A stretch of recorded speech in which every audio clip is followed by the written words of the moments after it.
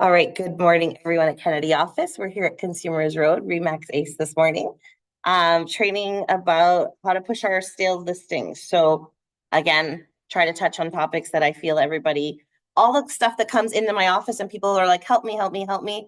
This is what I try to train on the following week. So I've heard a whole lot of my listings not moving. I'm not getting any showings. I'm not getting any offers. So this is a brainstorming session. We all have the same issue right now, but it's definitely meant to help you guys spark some ideas on how to push your stale listing, right? So I'm just going to go to my pair here.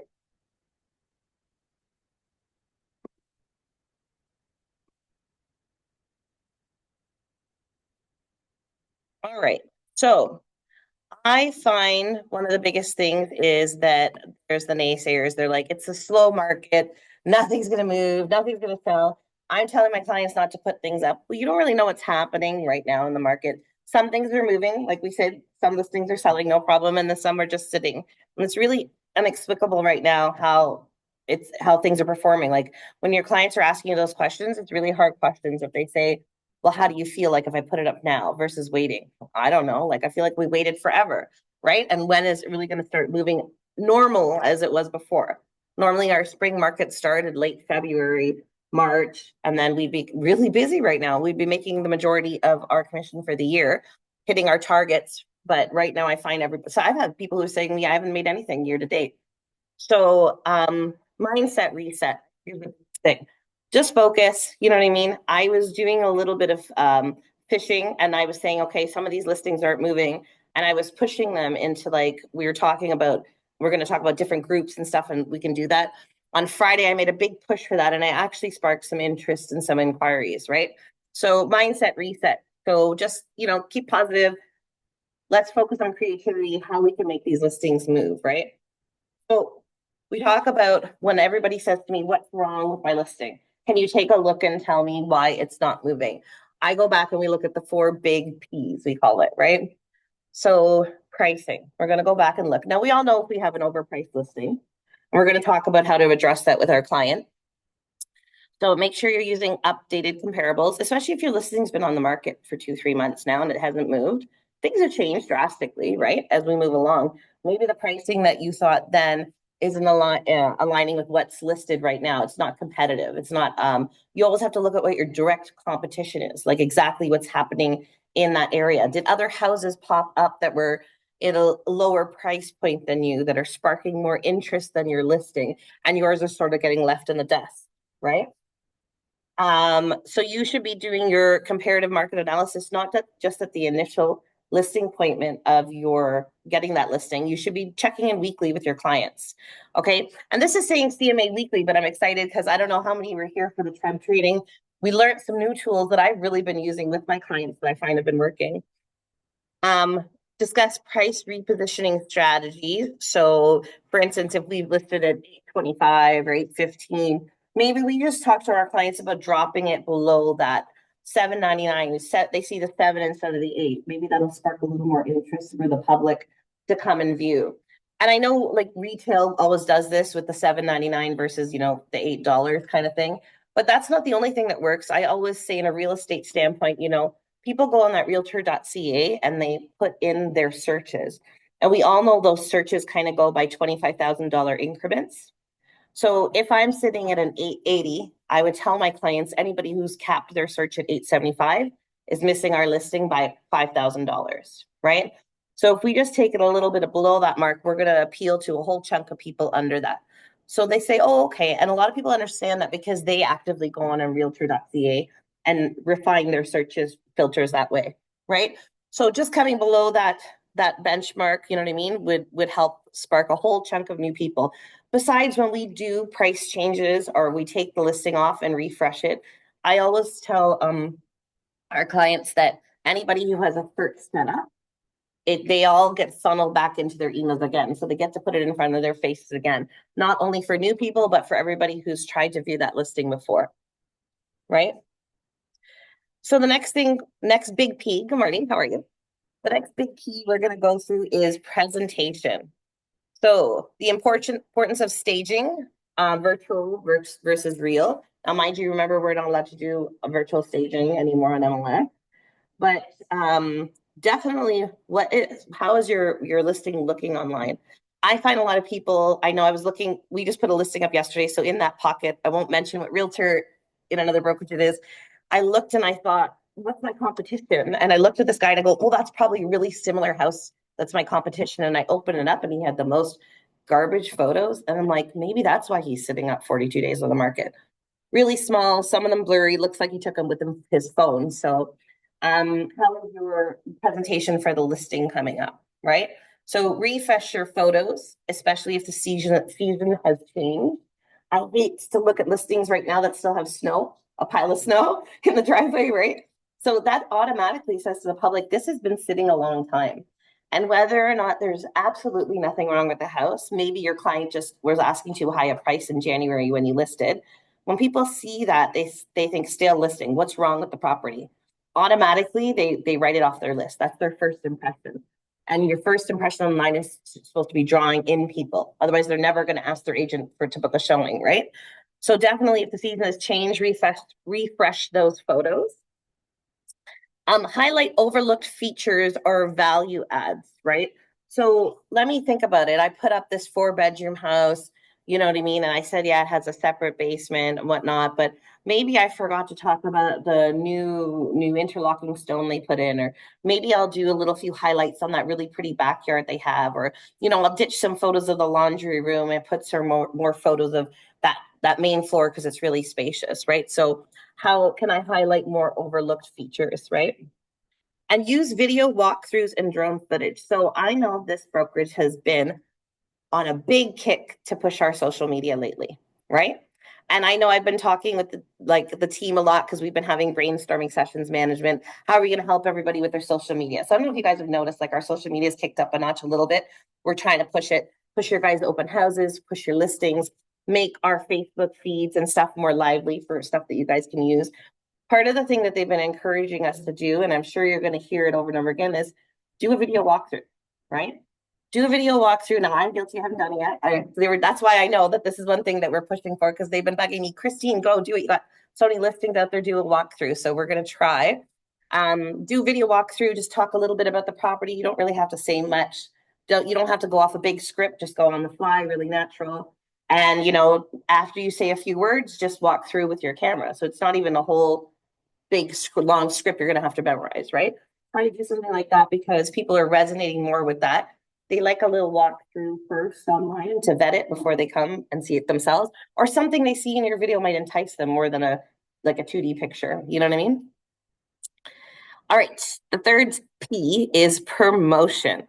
So rework listing remarks to speak to the buyer's pain points. So I always love people who they have a listing online, it hasn't been going anywhere. They decide to refresh it. They take it off, they put up a new price, and it's the exact same listing. Okay. So try to change that front picture, because anybody who's actively looking is automatically going to say, oh, I've seen that for the last 3 months online, and go buy it. But then also reword your wording. Maybe something in your wording is not resonating. Maybe you're like 4-bedroom, 2-bathroom, who cares? There's a million of them out there. You want to talk to people's pain points. Like maybe right now they don't have space in the yard that they're in. So you want to talk about the backyard oasis, and they go, well, that sounds really nice. I really would like a bigger backyard. I love to garden. Or, whatever the case may be, try to redo your wording to appeal to people online. And then you can run targeted social media ads. So Facebook and Instagram have a lot of geo-targeted ads, you know what I mean? Ways that you can boost your stuff online there. So you can pick a certain area that you want to attack. Like if you're in the neighborhood pocket of Cliff Crest, you can specifically choose Cliff Crest, and only the people in Cliff Crest will see your ad when they're scrolling through their Facebook, right? Post in agent only groups and private networks. So this is what I was talking about on Friday. I really took a big focus, and it helps. You know what I mean? You think, oh, it's so back to basics, but it really, really does help. I just went back and I said, okay, I have these listings that aren't moving, sitting here for a while. Let me post in, and specifically because recreation isn't moving, I have a few cottage country kind of listings that are just sitting, right? I went back and I posted in Facebook groups that I'm in. cottages for sale and rent in Ontario, stuff like that. WhatsApp groups that I'm in that are agent only, some that are not agent only, Spanish chats, everything that I could. And I did get about 5 different inquiries for properties that haven't had any movement on them whatsoever, right? So that was really great for the efforts that you're sitting and doing it. And it does take some time because you have to sit there for about an hour or two. But if your listing isn't moving, you have to dedicate that time towards it, right? Um, Schedule a price drop open house with an urgency messaging. So you could say, price to sell or, best deal in the neighborhood, something like that, kind of do a new open house and target it that way, right? And then the last one is positioning. So who's your ideal buyer?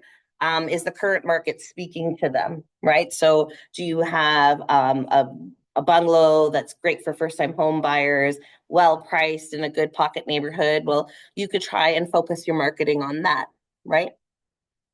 Shift focus to an investor angle or first-time home buyer programs or downsizers. So whatever your product is that you're selling. So a first-time home buyer might not buy that $1.8 million 4+2 bedroom in Markham that you have listed, but they might be buying, your condo in Scarborough, right? So learn how to target your marketing that way and what you can put. And that again, when you're looking for groups to post into, makes more sense that way, right? And then offer buyer incentives. So when we're in a slow market, when we're in a buyer's market like we are now, we have to offer the buyer incentive. So, free home warranty, mortgage rate buy down. I'll pay your moving costs. I'll give the whole place a fresh coat of paint before you move in. I'll throw in that barbecue like back there. I don't know, whatever incentivizes the buyer or wherever you think that'll help that sale along, right? This also helps when we're talking about agents too. We can incentivize the agents. It helps because sometimes the agent, if they're making a little bit more commission on it, you can offer a little extra of your commission or ask the seller if they want to add some commission into that to incentivize them to encourage their buyer. Like, we're looking along, but maybe this is great for you, right? Okay. So sellers, we're re-engaging and re-educating, right? So we have to have hard conversations with them about price and market conditions. But this is where I was saying anybody who attended that TREB meeting, it was really good because I find these hard conversations have gotten easier now. Have you guys been using Listrak and HPI since TREB came in? Amazing. I have been doing weekly updates of my listings that are sitting. And I think that it not only takes away the hard conversation of, we're priced too high or, the market just isn't moving. It backs it up because we as agents, we all have that oh yeah, we're going to say to our client that it's a hard market. That's why we're not getting any showings. But we always feel at the end of the day, like our client's going to be like, yeah, it's just not doing their job. Like, that's why I'm not getting any showings, right? So it gives you more confidence. So I'm going to stop here and go through our MLS real quick. And we're just going to take Listrak, for instance. I'll take that as our first one.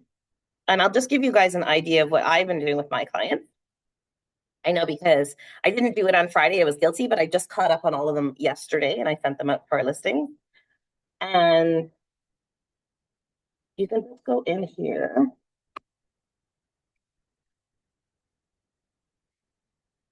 So depending on how often you use these, they come up, but you can just grab it here. When you go into your dashboard, you just got to expand it and it'll show you more applications. And you got to go down to Listrak. Okay. And once it opens. So this is the dashboard in Listrak, and it gives you just a quick overview of everything. When you click on your listings, it'll take every listing you have. Okay. And it'll say, view analytics, schedule delivery of seller reports. So you can make this an automated thing as well. You can send it weekly. But what I've been doing is I've been going view share seller report because I've been taking a look at it. So for instance, this is exactly what the email I sent yesterday. So I sent this to my client and I said, look, we've had 463 views. 32 people have shared this listing. We've had a kind of steady flow of showings as far as all of my listings are concerned. This one's still getting decent showings. So what are the top websites that it's been on? And you can customize this because when I first pulled this report, I set my settings to not have personal like realtors websites in there. Because when you pull it, it'll literally say like christineboland.com, christinebolandhomes.com also, showed it 20 times. And I don't really necessarily want to include that because I don't want to show that some other agent's website is, marketing the property, right? Better maybe than I am, not necessarily though. But I just kept it to like the mainstream ones, like Realtor, Remax, Zillow, Matrix, whatever the case may be, right?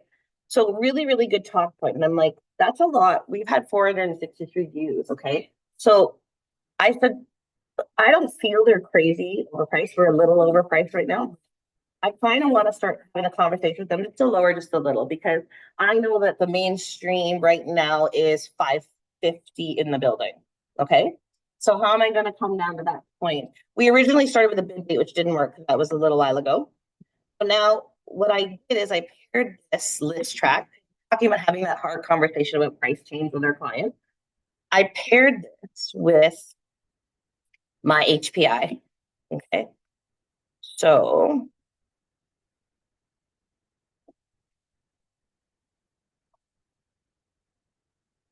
we have the home price index. Where did it go? Sorry, is it right on top? Because I use it. There we go. Thank you. All the time that I trained, I'm like, what am I trying to do? Okay. So you come into your HPI. It's going to give you something called the price estimate. I don't know if you guys have been using this.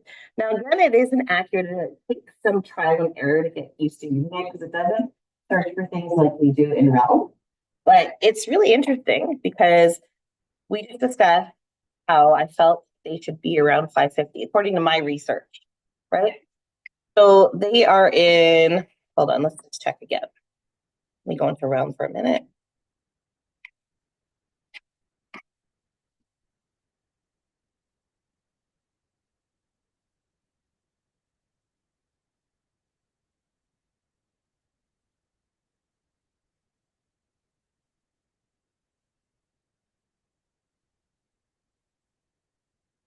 I'm just going to pull the actual thing that I have here.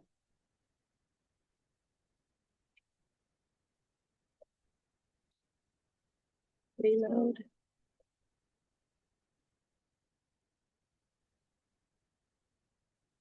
Okay, so I have the actual listing here. Okay, we're in 08 Eglinton.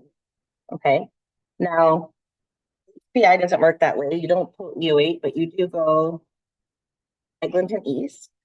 And when you come into here, it says 1-story detached single family, 1-story single family, 2-story attached, 2-story detached. So you're like, what? That's not really what we do. For condo, we're just gonna go and we're gonna use apartment. Okay. And now we're gonna double check here. When our client purchased, I'm gonna go to Geo real quick.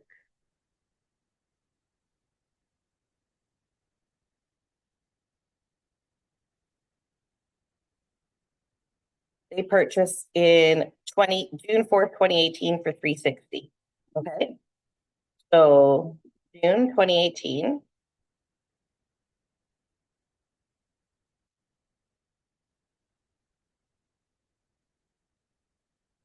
Okay. And they purchased for 360. Okay.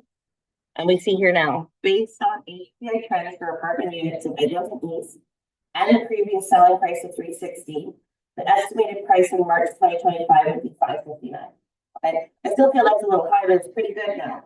Now I have the talk point to go back and talk to my clients. So I went here then, and we go print the screen, right? And we say save, okay, fine. And I sent this along with my list chart. I had 463 views. We're doing really great. We have 32 shares. I think that you're doing pretty healthy as far as my listing is concerned. People are interested to see your property. Why aren't we getting the offers? Okay. Maybe people are a little afraid because we listed at 579. You know what I mean? This is saying 559. I see the sale. I came in with my CMA at the listing appointment, told you guys I felt the unit was worth 550, right? So now it helps me with that hard conversation of the price talk point with my client, right? Really, really great tool. And I have been using it religiously now for the last however many weeks as Trend came out and showed us these tools, right? So just a good way that you compare them together and talk to your client about those things. How many of you guys have been using Listrak? Yeah? Do you find it's been pretty accurate? So I find it has been bang on, bang on, bang on, bang on. And then I looked at like one and I was like, that is way off, way off. Like we were thinking 1.5, 1.6, and it gave me 1.1. And I was like, what? You know what I mean? But other than that, I've been finding when I do my research and I come in here like this, like if I'm at 550, that's 559, that's not too bad. Considering it's taking some basic information. Like it's not even really, you know what I mean? Like it's just apartment in this year that they bought. I don't know. But I've been finding it's pretty good, right? What about Listrak? How many of you guys have been exploring Listrak? Yeah? Do you find it's been helpful or yeah? Yeah. Based off like not showing having much or not much traffic going on. Yeah. What's going on, the numbers on it. Mm-hmm. It's to do a comparison with them. This is what I'm saying. It's a beautiful tool to take to them and say, look, I did a beautiful listing and you see, I shared it. It's on my Remax. Remax has showed it so many times. Matrix has shown it. Realm has shown it. And we're getting all of these listings, 463 views, sorry, not listings.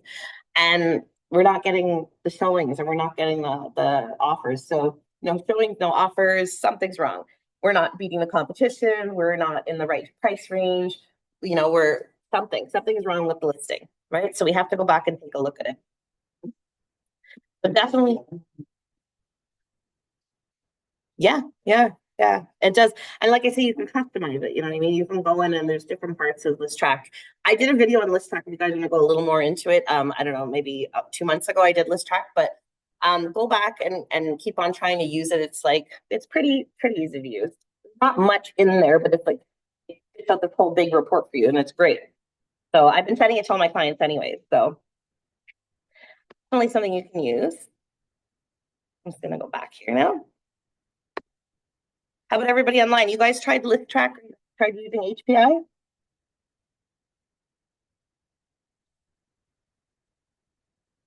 Try and go in there and use it today and just check and see. Now the tricky part is Listrak won't produce any reports for you if you don't have a listing, right? Because it reads off your actual listings, obviously.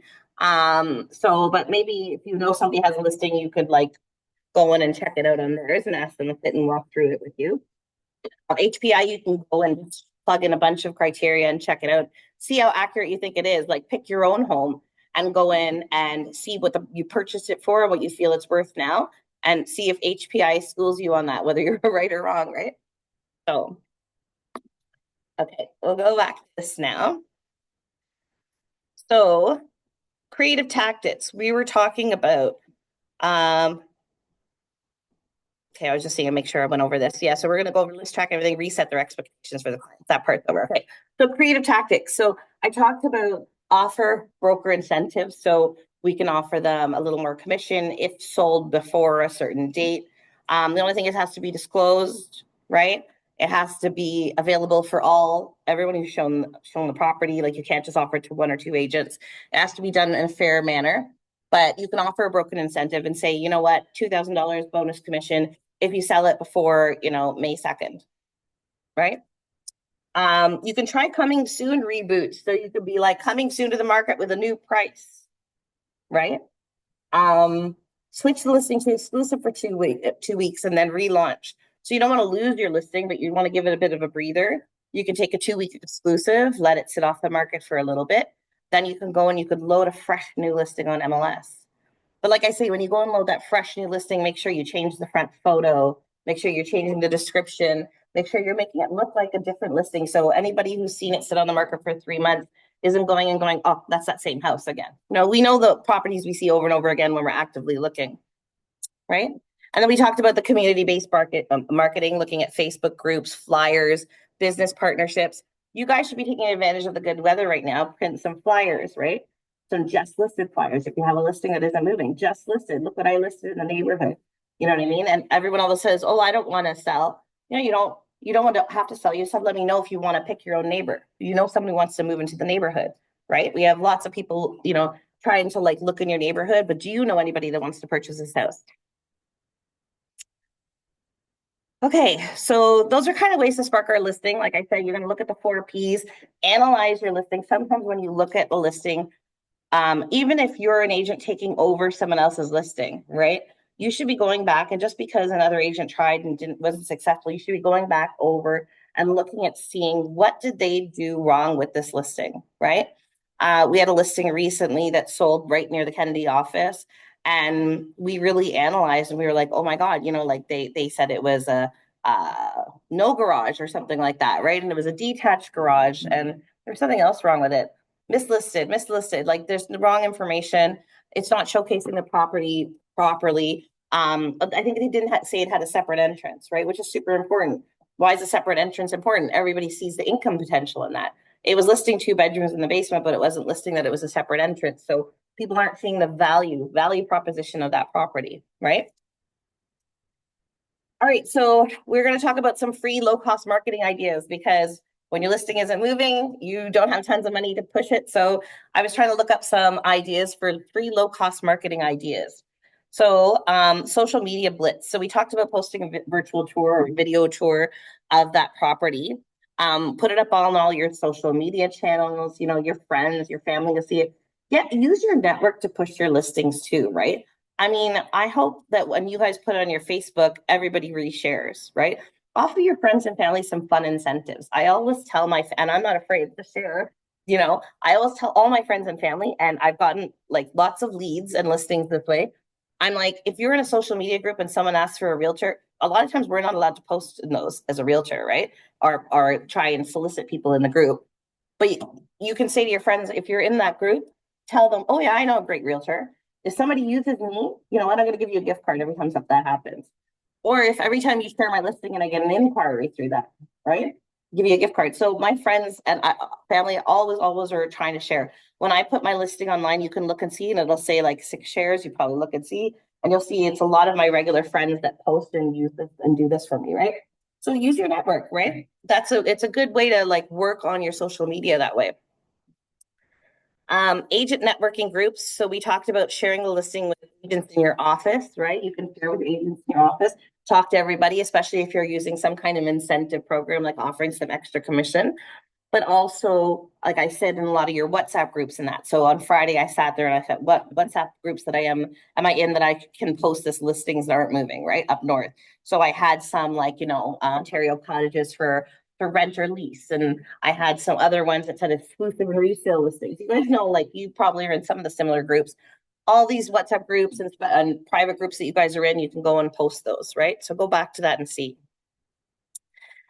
Virtual staging. So you can use a virtual staging service if you find your property isn't showing well online. Now, as we know, the new PropTX rules are that we can't put that in our MLS listing, but that doesn't mean that you can't use it on your social media, right? So you can still use it in your Facebook, you can still use it on your Instagram, your TikTok, whatever the case may be, but we just can't put it up on MLS now, right? Facebook Marketplace. Facebook Marketplace is good. I don't know, how are you guys feeling these days? I try to use some of these new apps. Like Kijiji, I find has kind of lost its fervor. You know what I mean? But I find Facebook Marketplace works, I guess, when I'm putting something up there, I get more inquiries. But I find when my clients are looking, it's all garbage. All the agents on there are just fishing for a client. I have a client looking right now for a rental, right? um, everything he sends me, he flips them to me, he doesn't inquire on his own, is just somebody looking. Like, so I'll inquire on Facebook for him, and they'll be like, oh yeah, what's your budget? Where are you looking? And I'm like, no, I'm wondering about this listing. Oh, it's leased. Everyone I talk about is leased. It's just a fishing expedition on Facebook. So I think the reason that I'm successful when I post on there is because it's refreshing for people looking, that I'm not actually fishing. I really truly have this listing that I just want to push that they can inquire about. So sometimes you've got to be that needle in the haystack. Like there was a while there where people were saying social media is so saturated Go back to snail mail, go back to add paper mail because people are actually going to pay attention because there's nothing, they're not getting as saturated in their mailbox anymore. There's a time where maybe you'd get 3 realtors the same day in your mailbox, right? That doesn't happen so much because a lot more people are relying on social media, right? You get your regular guys who are sending out, but not like we used to get 2, 3. Open house revamp. So host an invite only open house. So I've had some success with open houses when I go and I knock the neighborhood. And you almost think like, why do you want to knock the neighborhood? But a lot of people want to come in and they want to see what the property looks like as a neighbor, but they don't know how, they don't want to necessarily call and be that nosy neighbor person. You can come and you can go and knock the neighborhood. Now I had a listing on Oak Meadow that was really successful one time, and I ended up getting another listing off of it because I did. I went and I knocked the neighborhood, and they said, "Oh yeah, we can come." And I said, "Yeah, come on in. We're inviting the neighbors to come." This is talking about like maybe a invite only, but I was just saying, we're having one for the neighbors so they can come in and see. Maybe somebody that wants to move into the neighborhood, and when they come in, you have the opportunity to sit and talk to them at your open house a little bit, a way to get a different listing, but definitely some way to spark some interest, right? It's also a good way, I got to tell you, like once that house sells, that neighborhood remembers that you were an active agent. They remembered that you sold up, but you knocked on their door. They got a just listed flyer. As soon as it sold, they got a just sold flyer. They like the exposure. They like the fact that you're active because they see other things pop up in the neighborhood that they're not hearing from that agent. That agent did nothing. They just put it up online. It sold. Great, regular old sale. But if you're like in their face like that and they know you and they know they had a conversation with you and you came to their open house and then they got your flyer later, they're definitely going to remember you. You're going to make a little more impact on that neighborhood. Think of some local partnerships. So you can partner with local businesses to display flyers or hold an event. So open house at the property and a coffee from the nearby cafe. It's something like that. You can try and coordinate that. Um, Email market to your database. Don't forget your database. Sometimes you forget that you have your own client base to work with. Yes, we're putting them up on realtor.ca, but are you thinking about who this might be good for in your database? We've scored definitely sometimes when we're like, this property would be perfect for that guy who likes doing renos. And he just finished that reno a little while ago. It's been about 8 months a year. Let's call him. Let's call him. We call him and he ended up buying one of the properties that we had listed, right? So you never know. Work your own network. Go take your email database and say, hey, I have this listing and I thought you might be interested in it. Right. Again, I talked about door knocking, neighborhood flyers, totally free, gets you a bit of exercise too. I will say advertise and exercise, but yeah, it makes you active in the neighborhood. YouTube video walkthrough. So same as doing like a property walkthrough, throwing it up on your Facebook, your Instagram, or whatever the case may be. And local classified and websites. So like newspaper was big when we were starting a while ago, 19 years ago, my license. But sometimes you need to push it in different ways, right? So if we're posting in a certain pocket, definitely I'm going to put it in the Chinese newspaper. You know what I mean? Like definitely I'm going to put it in, whatever I think is good. You know what I mean? Like if you're in a certain pocket where it'll work if you post in certain classified ads or certain websites, then do it, right? And push your listing that way. Okay, we have a few more minutes. So I talked a little bit at the beginning about, we just a price change. Now we're going to say price just dropped, or how do we not make our client look desperate, or how do we revamp our wording, right? So I thought this was a fun, like little article or whatever, little excerpt that I came across, and I was like, this actually kind of helps. Now we have a lot of things this day too, like use the power of AI. I know Ron's been in here a couple of times with us. Don't be afraid to go to ChatGPT. You don't have to ask it to write it for you, but you could say, what's another way for inexpensive, or another way to say, small house, or whatever the case may be. So I like this. So price improvement. So before we had charming 2-bedroom, 2-bath home in a quiet neighborhood with spacious backyard and detached garage, contact today. Fine. After with the price drop, now at an unbeatable price. I like that because it doesn't make your client seem desperate. It makes it seem like, hey, you're getting a really good deal for this fantastic thing I have, right? You got to be careful with your wording. Sometimes when you put motivated seller, you're hurting your own like client sale, right? So you really have to be careful about that. Repositioning home features. So we have before spacious 4-bed, 3-bath with large rooms, central AC, and a finished basement. Okay, like I said, the average, normal, boring. Okay, what do you say? More than that to bring people in, right? So live comfortably in this spacious 4-bedroom. When you use words like live comfortably, you put people in that house already in their mind online, right? So you got to get professional writing skills by doing this MLS descriptions. Live comfortably in this 4-bed, 3-bath home with ample room for the family. Oh, we've been squished in our kitchen in this little bungalow for so long. Like, this sounds like it's great. Big, live ample room for family gatherings. Oh, when all the kids come over, now we'll have lots of space in our kitchen for them. Enjoy the finished basement for movie nights or a home gym, right? You guys get the idea. You're just bringing them in there to say, oh, I could picture my life in here. These are the reasons why I want to come see this listing, right? So try to stay away from the mundane 4-bed, 2-bath. There's a million homes out there, 4-bed, 2-bath, that are the same as your listing. How's yours different? What are you doing to bring those people in? Again, we said highlighting investment potential, so don't miss out on that stuff. The agent before us had missed out on the detached garage, and we're like, what? Detached garage? It was wired for power. We all know this is like, a person who likes to work on things or has a good hobby. It's their dream to have this like powered up big detached garage to work in, insulated, lighting, everything. So definitely we showcase the things that we thought were lacking in the previous listing. And it'll sell it because it entices people. It shows them the investment potential in that. Updating property features. So again, 3-bed, 2-bath home with large yard. We have move in ready.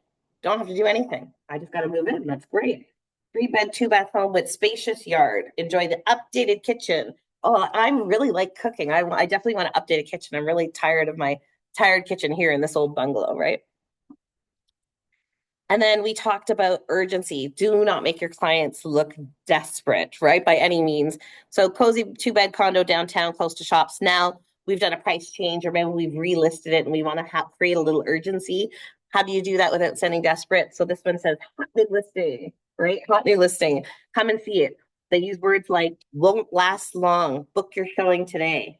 Don't miss out on this gem. Any of those buzzwords, right? Try to really stay away from motivated seller, must sell, price just dropped. Try to spin it in a more positive tone so your client doesn't look desperate at the end of the day. Right? I have like 10 minutes left. I just, try and encourage you guys to go onto MLS. I was trying to see what in my neighborhood had sold and been sold recently that had been listed multiple times. I encourage you guys to go. I won't necessarily use the example now because it'll take a little while back in, but go in your neighborhood pocket and see what did that agent finally do, or when it changed hands to another agent, what did they do different, right? So I'll look and I'll see, oh yeah, see the new guy, he put up way better pictures than that guy had. That guy took it with his phone and they were blurry or they were really dark. And this one had really bright, nice, new professional photos done. So that's why it moved. Or yes, this other agent came in and encouraged that person. You ever see they list and list and list for the same price over and over and over again? And then they change hands and it goes to the next agent and then drop their price. It's not necessarily because the seller was stubborn. It's just because that agent knew A, how to educate their client, or B, how to talk to them, or C, actually told them the truth, right? Remember, one of the things I will say to my clients is I always tell you the truth. You got to tell them, look, this is just not going to sell for this, right? We have a pending listing and I don't want to list it because our client wants $1 million and it's not worth barely 800. Like, honestly, like you got to have those hard conversations with your clients and not sit in the market forever and ever and ever because, I mean, now we're in a sort of icky market. Don't feel so bad if you have a listing sitting. We all do. But normally you don't want your sign in the lawn and not sell because that's the worst thing. You're not going to get high. It doesn't show you a good track record in the neighborhood. You want to put your sign in the lawn and you want to get sold on there as fast as possible. So you want to actively market it until it's sold, sold, sold. So hopefully those tools will help you guys. Guys have any questions online? How's everybody doing online? Lots of listings? Everybody's quiet online? Good morning. How are you? All right, if you guys don't have any questions, let me know. Oh yeah, go on. Yes. They have some, not the name is. Property Boost. Problem. They have a Property Boost, yeah. So I went only over free tools today because I'm just trying to figure out how to, but you can Property Boost, no problem. I know there's some guys in our office who've used it and they said that they got like crazy, like 70 emails or a bunch of inquiries when they did a Property Boost on it. And again, you have to treat them like leads. They're all not perfect. They're all not going to go, hey, I want to buy this house. You have to weed through them. I want to caution you guys too, like I get a lot of people like I call it desperate times. Desperate times, we're all kind of, there's feast and famine in real estate. So we're sort of in the famine. We're all looking for some more business. You guys have to really treat your leads really well, whether you get them organically, like from online, someone passes them to you, or you're paying for a company for leads, or you're using Property Boost and you're getting leads, right? A lot of people say these are all garbage. Okay. You have to weed through. I'm not saying that all of them aren't garbage, right? But I have been working on like leads for over a year and a half before they actually come to a position where they're buying or selling. They just become part of your network roster. So don't go back today. And if you've ever used a lead company or if you ever gotten leads on Facebook or if your friend ever mentioned someone and they kind of went the wayside, call back all those people. Dust off, dust the cobwebs off your address book or whatever you have there and go and call them. You'd be surprised you might pull some business from it because leads aren't something that you just convert like that, right? It's very rare you get somebody that's, you do a Property Boost. They might just do a little inquiry. Half the time when you call those people, they go, even if they clicked on your Property Boost, they might go, oh no, I'm not buying right now. No. People do, I don't know why people do this online where they inquire and then as soon as you call them, they act like no, they're not looking whatsoever. And then you don't call them for 6 months and they're like, oh, I already bought something. You're like, what? You know what I mean? So keep on top of them. Treat your leads well, and you have to put them into your network, like I said, where you're calling them on a regular basis. You always have a touch point with them. If they didn't answer your phone call a couple times, you might email them. I think this listing might be really good for you. Put up a property search for them. Do something and just sort of forget about them and work with your hot leads right now.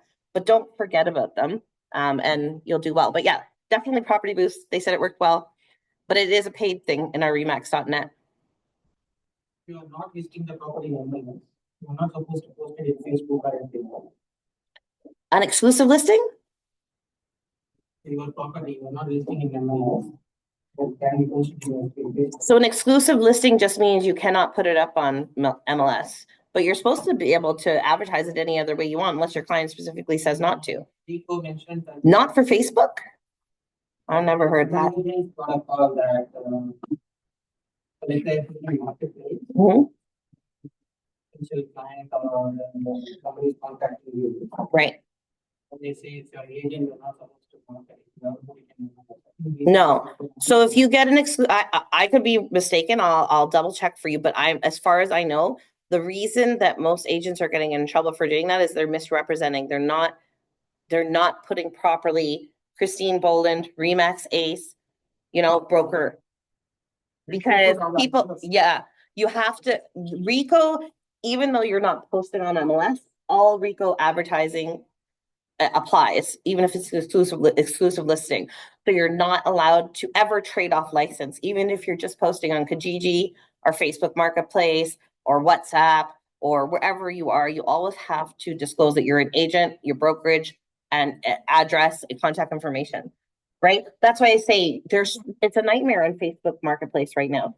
Everyone I reach out to, and it's only because my client's looking for something specific and it's hard on MLS. He's been trying to look on Facebook Marketplace and flipping it to me. I've been inquiring as an agent and they don't even read what I'm saying. I go, is this listed on MLS? I want to show my client. Yep, what's your budget? They're not even reading what I'm saying. They just have the response they're doing because it's just them fishing for business. And it's terrible. Rico should be finding all of them right now because they're not identifying themselves as an agent, right?